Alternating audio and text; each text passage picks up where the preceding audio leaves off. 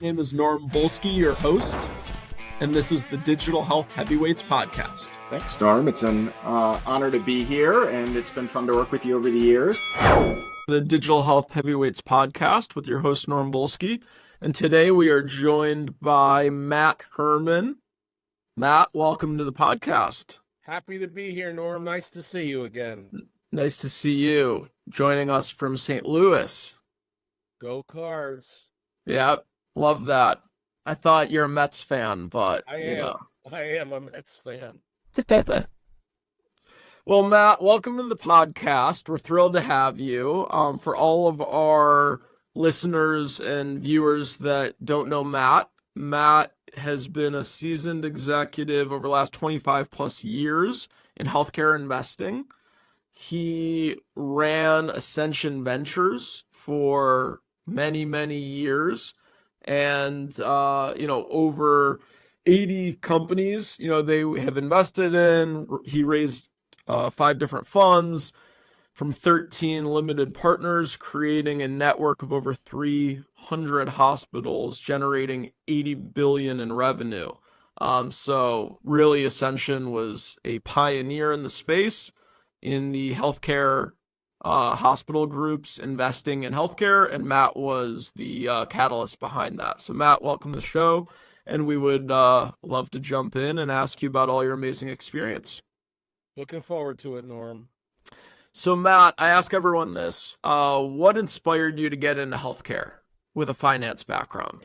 Yeah, so for me, healthcare and ventures specifically provided me a way to combine my love of mission and doing good and helping others with my love of business, and venture specifically ensured I would never get bored, because you need a really broad and diverse skill set, and you're always operating in these different small groups called companies or portfolios that you invest in.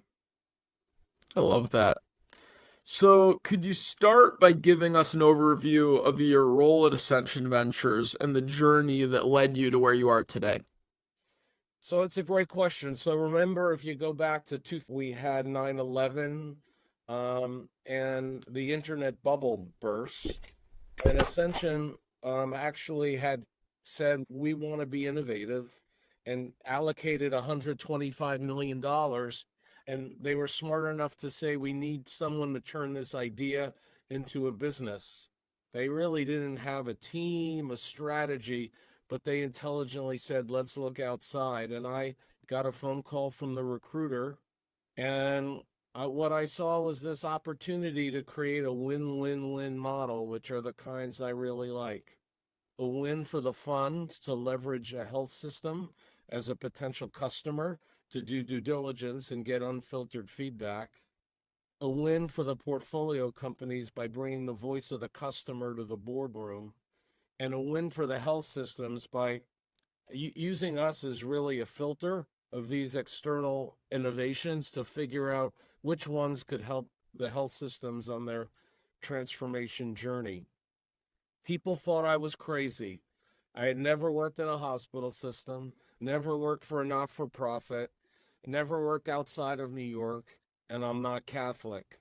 What persuaded me to take the risk was the quality of the people and the opportunity to get closer to the mission and make it less about the dollars. It's also worth noting I had been an entrepreneur 2 other times, once at a firm called JPM Chase that folks have heard of, and once Never heard of them. And once at an organization called PricewaterhouseCoopers. So I knew going in some of the challenges I would face. And you also have to remember, Norm, things were really different back then. There were no payer venture funds. There were really very few provider funds. The star was Johnson & Johnson. When I left in 2021, there were more than 80 strategic investors in the provider and hospital system and in the payer world. And I'd like to think that our success helped contribute to this tremendous increase. Yeah, it was truly innovative, and now there are a bunch of other hospital systems that have followed suit. So it's great to see. You've led a remarkable team responsible for deploying over $1 billion in capital across 5 different funds from 19 not-for-profit health system partners. Can you share some insights on why that model was ultra successful and why, like, the actual strategy behind it and its construction really led to some pretty incredible results? Yeah, to me, what was really unique was the model and our people. By raising money and interacting with multiple health systems, our investment perspective was truly a market view instead of a one health system view. And Hmm. that just created tremendous value for our syndicate partners and our portfolio companies. We also created a community where we invited all our health systems into our diligence and decision-making process and gave the largest of those health systems a vote on our investment committee. Another differentiation was our human capital. And we ended up approaching it through the lens of let's take best athletes who I could teach the venture business. And to me, watch them grow and mature and build their own practices. So by the end of my tenure, 5 of the 6 senior investment professionals had been with me for north of 12 years. I attribute that to the entrepreneurial culture we built within a large organization where everyone felt like they were building the business together. How many are still there and how many have left and like started their own things or are running groups? Yeah, so of my senior team, there's 2 people who are still there, and there's a whole new team there that I wish them continued success. Everyone else has gone off to do their own things, and to me, the thing I'm most proud of is a lot of the younger folks who came through our associate program, where we really invested in their development, have gone on to bigger and better things. So one of your notable achievements is closing investments from over 80 different providers across, various stages and sectors, within that healthcare industry. How do you navigate diverse landscape of startups, venture growth, buyouts to identify, these promising opportunities? I always think of it like a Venn diagram, Norm, which is first the investment team needed to get excited about an opportunity or a Hmm. space. Then we needed to get smart on that space. And then we needed to reach out within our LP base to figure out would somebody or several of our health systems be interested. And that model worked really well. Most firms talk about being thematic and strategic. The reality is it's a combination of that and opportunism. And I think we really did that really well. Yeah, you had some great companies, out of those 80. And, a couple I'll give a shout out to because I worked really closely with them through their growth. Vivify Health and Eric Rock, they're awesome to work with. Volt and Trey Lauderdale, awesome to work with as well. And just amazing what I saw them achieve and Vivify selling the Optum and Volt selling the Hillrom. It was, just a really fun ride and journey. And I know they were effusive in their praise on how much Ascension Ventures helped them ultimately reach a really successful exit and reach their destiny. So, like you said, it was a win-win for all parties involved. And, it's a great example of what a venture firm should do and should be. Thank you. Yeah, of course. What factors do you attribute to consistently achieving outsized financial returns? You had 5 funds, they all performed very, very well. To me, it starts with people. It moves to culture. It moves to process. It moves to competitive differentiation. And to me, the most important is you got to be lucky, right? When we Hmm. started AV, it was after a market downturn, not too dissimilar from where we are right now, which turns out to be usually a great time to invest in new businesses and start to build a brand. So I think luck, folks don't give enough credit to. Yeah, well, luck and talent a lot of times intersect. I've noticed more often than not.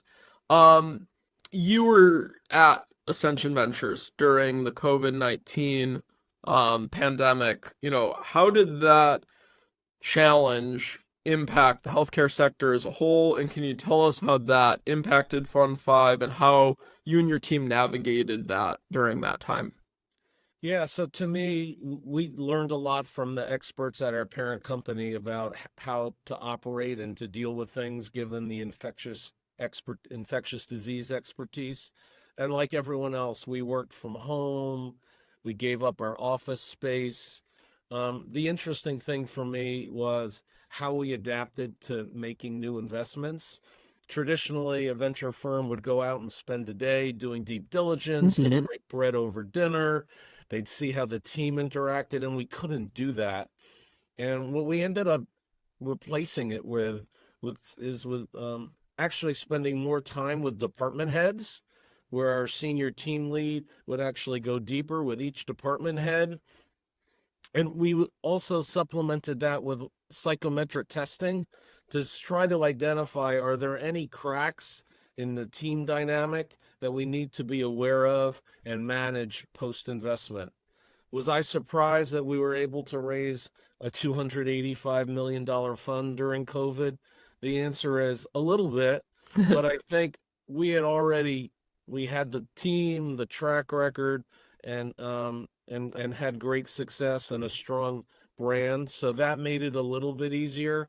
Much more difficult when you're the first party to say yes. But once you've already had, because I think in that last fund, we only had a handful of new LPs. So once you get established, it becomes much easier. Yeah, when you've made investors a lot of money, they usually typically want to continue investing with you. So I love that. Walk us through on onboarding LPs. I think in this environment, definitely a challenge. I know a lot of investors that are taking longer times than usual to raise a round, than they have in the past. So just kind of walk us through best practices for any, people that are in the investment community that are just looking for a North Star. So for us, remember, it was a little different in that I only approach not-for-profit hospital systems. So the universe was much smaller.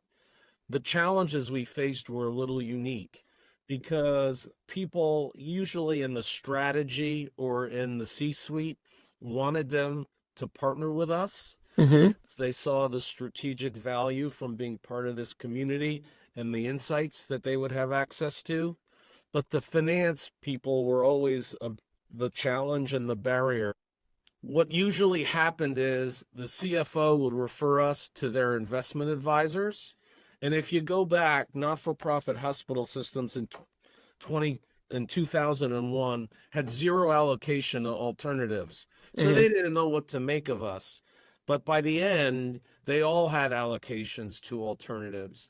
And the usual response was, we could make more by investing not in a healthcare venture fund, but in a generalist buyout fund. Mm-hmm. And that was the dilemma that had to be negotiated internally. I used to try to talk about it, Norm, through the lens of, you have other innovation investments that are costing you hundreds of thousands of dollars a year.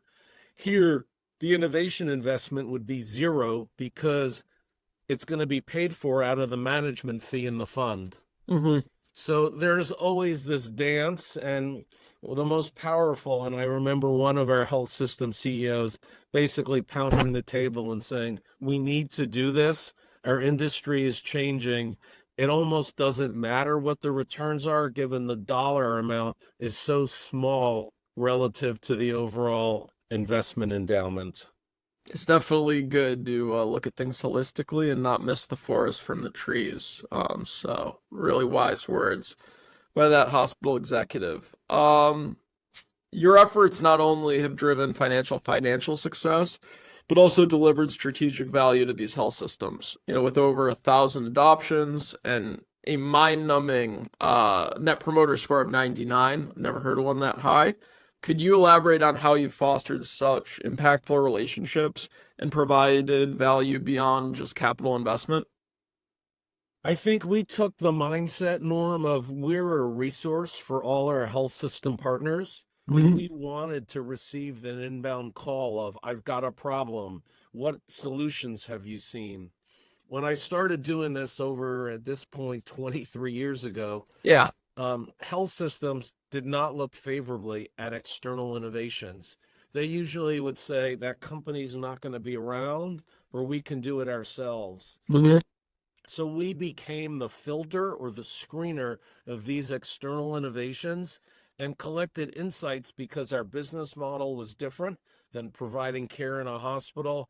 And we were able to speak their language because we were employees of the health system and we were able to communicate in multiple languages, if you will. We spoke the language of venture. We spoke the language of health systems. We spoke the language of governance. We spoke the language of entrepreneurship. And not everyone back in the day could do that.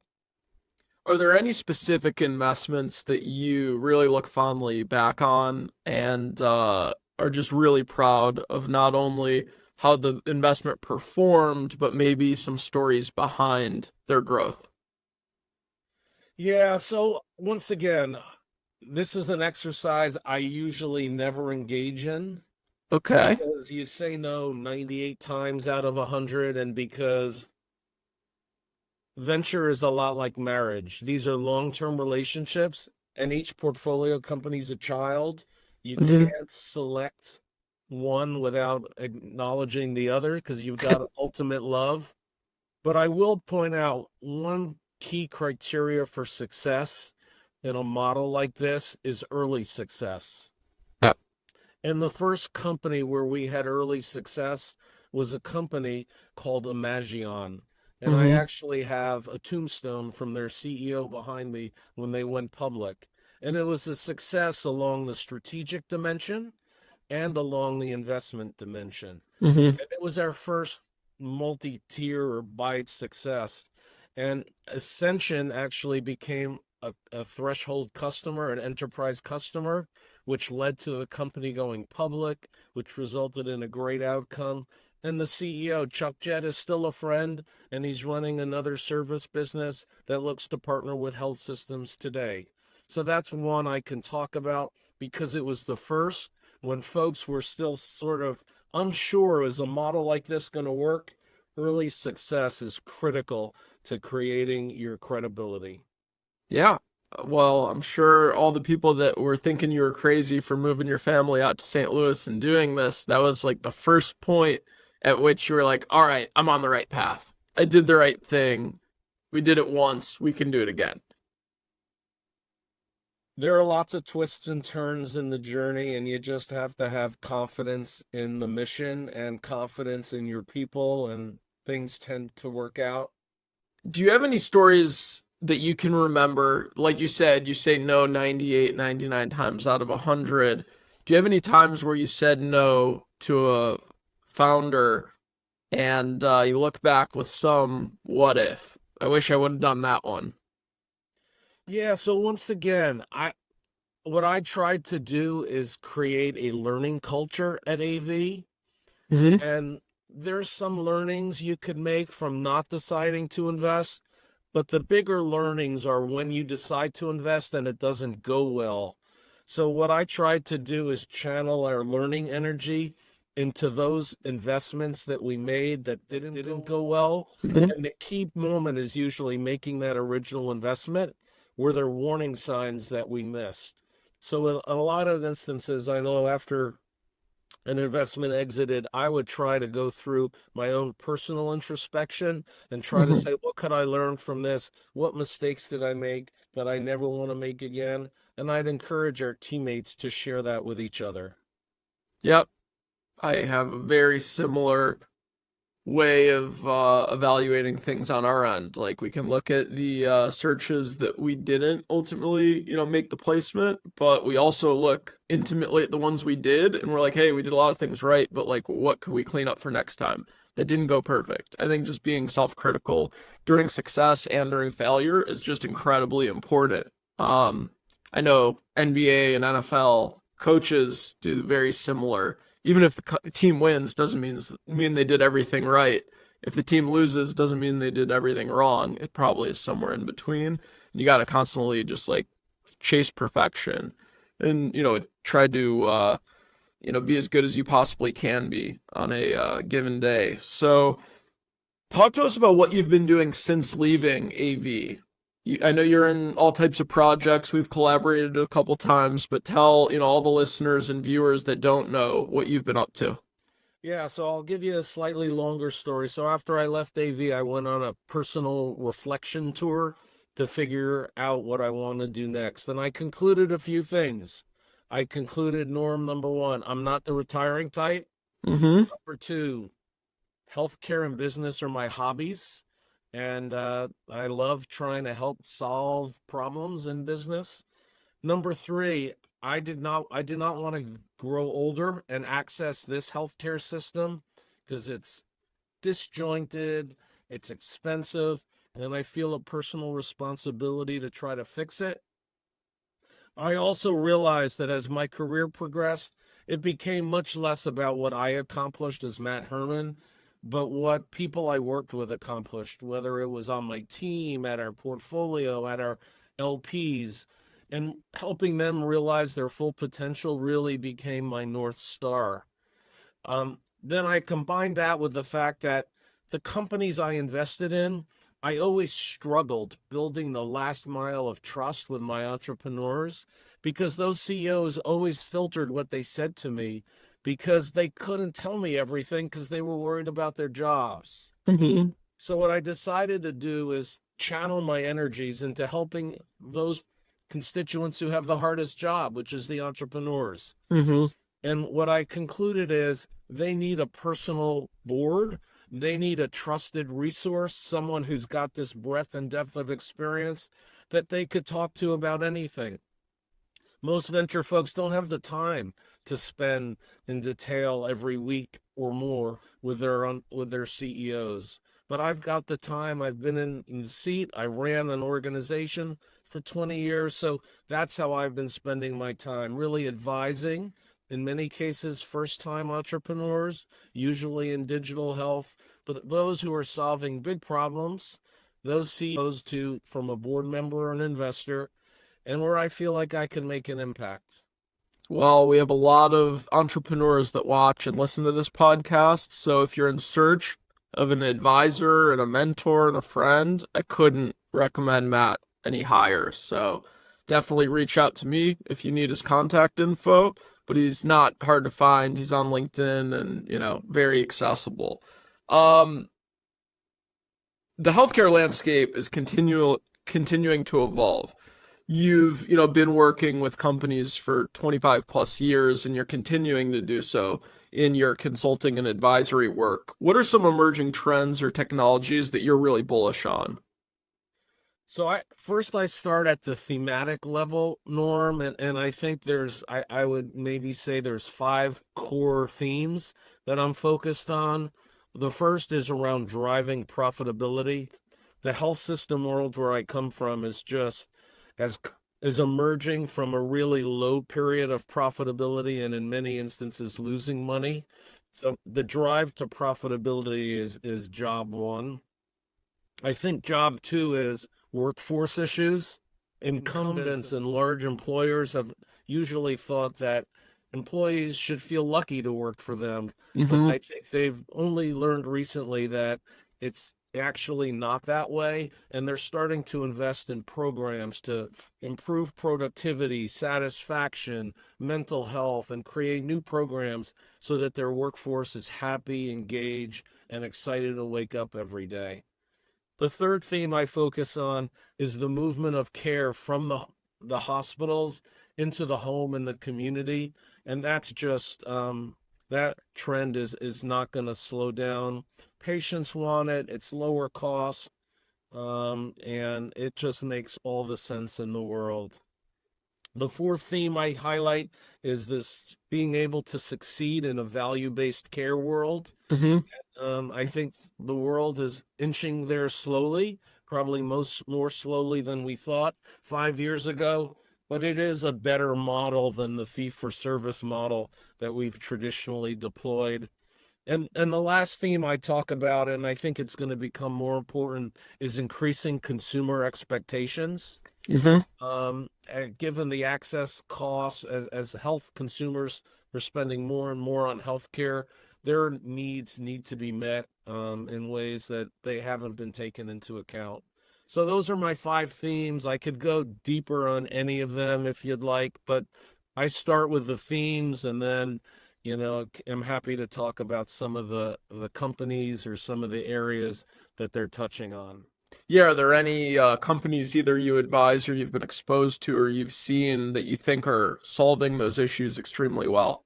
Yeah, so one of the companies I'm involved with is a company called Laguna Health, I and love Yoni and Yael. They're you great. know them, you know them well, and they're deploying AI for what they call as conversational care intelligence, and their tool really helps care or case managers operate more efficiently to make Mhm. sure they're not missing any of the non-clinical cues that exist.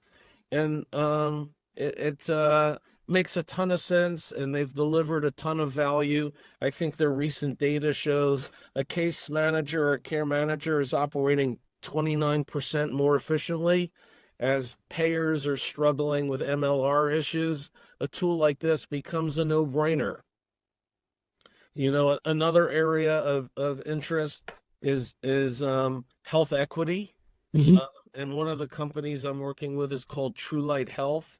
And Dr. Alan Ruga is really focused there on clinical biases that exist that may not even be folks are aware of when they're treating patients, and just bringing that to the point of care with a compelling platform. I'm a And big Alan, didn't he sell Healthiest You to Teladoc? He sold his business to Deladoc and stayed there for many years. So, Yeah, yeah, he's a he's got a great background. terrific background. Another company I'm advising is focused on helping patients deal with the non-clinical needs that they have. It's a company called WIT. We're in this together. Mhm. And the founder there battled cancer himself, and he was inundated with friends and family and coworkers who wanted to help him, but he didn't know how to allocate things, so he Mhm. built a platform to allow him to enter what he needs, whether it's a drive to chemo, picking up groceries, and lets his friends, family, those he invites into his safe circle, deliver those things. Aging in That's place is another area where I think there's huge opportunities to enable folks to live in their homes for longer versus living in an institutional setting. And Mhm. one company there that's got some interesting AI technology that tracks micro activities is called Zemply that I'm advising. So there's no shortage of interesting companies out there. The challenge is breaking through the noise. I love that. I think a key to investing is investing in the founders. Like, I think if you don't have really talented, really smart, really capable founders, you could have a great idea, but it's really not going to get off the ground. In your 25 years of experience plus, what do you look for in founders that are your non-negotiables? If they don't have that, you're probably not investing no matter how good the idea is. I It's a great question. I think it's a combination, the keys are grit and resilience. I think as I've gotten older, it's an openness to new ideas and an understanding that they don't know everything and Yeah. admitting that. Um, it's an ability to surround yourself with people who complement you, who may be better than you in some areas. And it's just, are you doing it for the right reasons? I think Mhm. would be some of the criteria I would tell you I look for. In diagnosing some, let's just say mistakes or, some investments where you looked back and said, oh, well, if I only knew this, or I didn't index on this enough, or this founder had that flaw that like was ultimately a fatal flaw. What are red flags you look for in founders that you try to eliminate and or try to identify and kind of can make or break whether you invest or not? Yeah, I'll share with you one really stupid thing, but it's very telling, which is if you have a meeting with their senior team and the CEO does all the talking. That That's a that's good sign. that is a sign that there may be some team dynamic issues, there may be some other things at play that you want to understand and figure out honestly, is it a yes or no, or is this individual coachable to realize what he's doing or she's doing and the impact it has. Understood. Anything else you look for in early stage companies that maybe isn't founder specific that you think are key indicators of future success? Yeah, so I've been advising a lot of companies about raising capital in this environment and as part of my advisory services. And I tend to focus folks on, do you have early customers, proof of product market fit? Are those customers referenceable? Do you have a pipeline that shows that the market is wants to eat what you're selling? Then I look at the team, and is the team uh, complementary? Are they Hmm. can they scale? What are the holes? And then I look for what is the ROI proof that exists. A lot of these companies and digital health's been in the news lately a lot because there isn't a lot of hard dollar ROI proof. And since the mid 1990s, I've been saying how underinvested in IT healthcare is, and we're slowly catching up and taking advantage of some of the leapfrogs and technological advances that have occurred so that we can catch up. But healthcare is traditionally underinvested in IT. And the bar's really high in healthcare, and you gotta be able to meet the needs of your customers. And that's where referenceable customers become critical. You mentioned it's a difficult time for founders to invest or to get investment into their next round, that they're trying to raise right now. What advice would you give to founders watching this that are having a difficult time raising funds, and what are some things they can do that would increase their chances of success? Yeah, so first, let me tell you why I think it's a more challenging environment. First, the exit environment since 2022 has been difficult, which means that VCs have larger legacy portfolios where they're spending a lot more time than they expected, which Mhm. gives them less time for new things. Second, these traditional customers who we've talked about, payers, health systems, have been struggling with profitability and workforce challenges, which has diverted their interest from some of these newer company solutions. Third, I would say the technology incumbents are really have upped their games and the market is sort of playing to them, right? I think Epic has continued to impress with how they've innovated. And I look at Amazon, Google, and Microsoft, the generative AI world is playing to their strengths.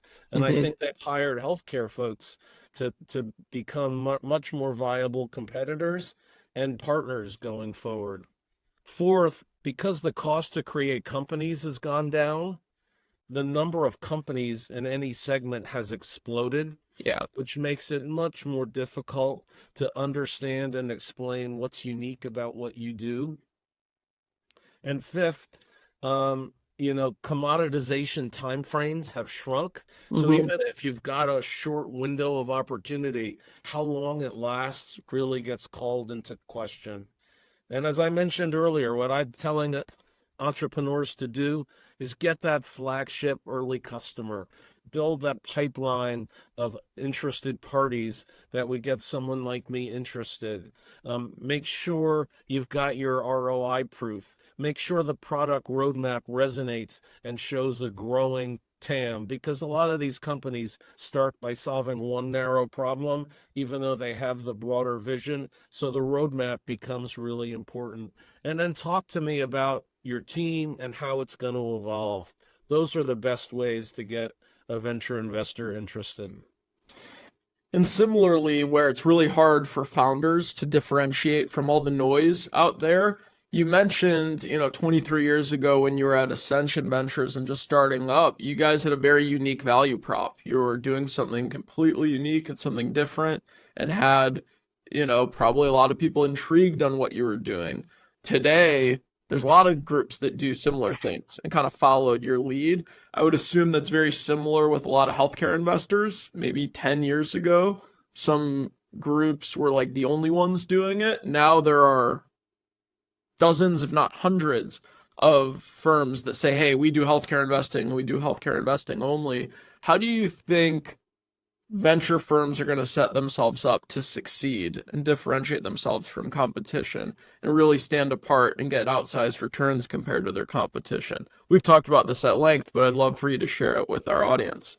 Yeah, I am attracted to differentiated models. And I'd highlight two of them who are friends of both of ours. And one is where we met, which is Sempervirens. Yeah. It builds the same kind of community that I did in health system world with employers and CHROs. And that's just a really impressive team and model. The other is a firm called HC9, who I know you know, and they've raised money from entrepreneurs with a big bent on the payer space using the leverage health expertise, and those are differentiated models. For everyone else, there are many good firms and many good people out there, but what it really comes down to is you are banking on a person at a firm, really not the firm. Yeah. In very rare exceptions. So you've got one person who takes ownership of being your sponsor internally, and then the team supports them. But you've got to build that trust with that individual investor at that firm. And there's more good investors, more good people in healthcare than there's ever been because they see the opportunity for rapid change. Look at what we've come through over the last 3 years. Innovation drove our success with the vaccine and COVID. There's so much more to come. Absolutely. So picking investments can make an investor obviously good at their job. But I think what makes good investors great are the ones that add value post-investment. And I think what you described with Semper and HC9, they do a great job because once they make the investment, then they accelerate the go-to-market strategy because they've built these networks of prospective buyers for their portfolio companies. Obviously, that's a major differentiator. Any firm would be smart to go that route if they're able to do it. Any other things that you think the investment firms of the future will be able to provide for their portfolios that maybe hasn't been seen before or hasn't been emphasized enough going forward? Because I think what made firms successful a decade ago isn't necessarily going to make them successful in this new environment, let alone 10 years from now. This is a familiar conversation for you and me, Norm. Correct. Let me share with you a couple of the things I think the venture firm of the future needs to do. And part of this is borrowing a little bit from the buyout firm's playbook, which is they need a shared services function that's not helping them sell, because that's what most of those functions have done to date. But what they really need is to build out, and this will be in your sweet spot, human capital expertise. Investment dollars have been commoditized. Human capital's the differentiator. So smart venture firms will partner with firms like yours to say, we want you as our human resources partner to help our portfolio companies, help us as we evaluate companies to bring that HR dimension. I think as you heard me earlier talk about the move to the consumer expectations, I think we'll see more and more direct-to-consumer marketing and more internet marketing. And healthcare companies, venture firms in the healthcare space usually don't have that expertise. I think analytics, firms should have capabilities there to help their portfolio companies analyze the huge volumes of data they're sitting on so they can make better decisions. So I think we're going to see a new kind of shared services from venture firms of the future that will really resonate with entrepreneurs, because these are solutions and to problems that they have and will readily adopt. I love that. Yeah, I think having investment groups that have LPs that have a strategic interest that come from some of those services worlds can really create some pretty incredible results. So I'm very excited to test that thesis in the not too distant future. We ask everyone who comes on this podcast, not only what have you done, what do you see next in healthcare, but what are you doing to kind of practice what you preach? How do you personally participate in healthcare? So I'll ask you, you've been in fairly stressful jobs for a very, very long time, running a huge firm, managing, hundreds of millions, if not $1 billion plus, having responsibility for many other LPs. All of those things can be extremely stressful, and you handled it extremely well. How were you able to do that by supplementing that with stress relief and exercise regimen? What do you do to kind of de-stress? Yeah, so for me, if you look behind me there, you'll see a hoop. I played basketball for probably 50 years and retired in my mid-50s. But for me, I would have a Wednesday game that I organized. That was my stress relief. Mm-hmm. The collegial bonding with my friends there, the exercise, I would fly back from meetings to make my game because it just became really important. I always supplemented that with time with my family, right? I always have liked to hike and have done some great hikes. As I've gotten older, I added walking to the regimen. Mm-hmm. And I've also picked up tennis and have been trying to get my wife to play pickleball with me. I love it. We could do, pickleball double dates. That's great. Any healthy recipes you and your family make that might inspire someone to try something new? I think the easiest way to eat healthy is just having a variety, not feeling like you're eating the same thing over and over again. So anything that you really like that you'd recommend? So my cooking repertoire is severely limited, but I made a very smart move in marrying a woman who is an unbelievable cook and shows her love through food.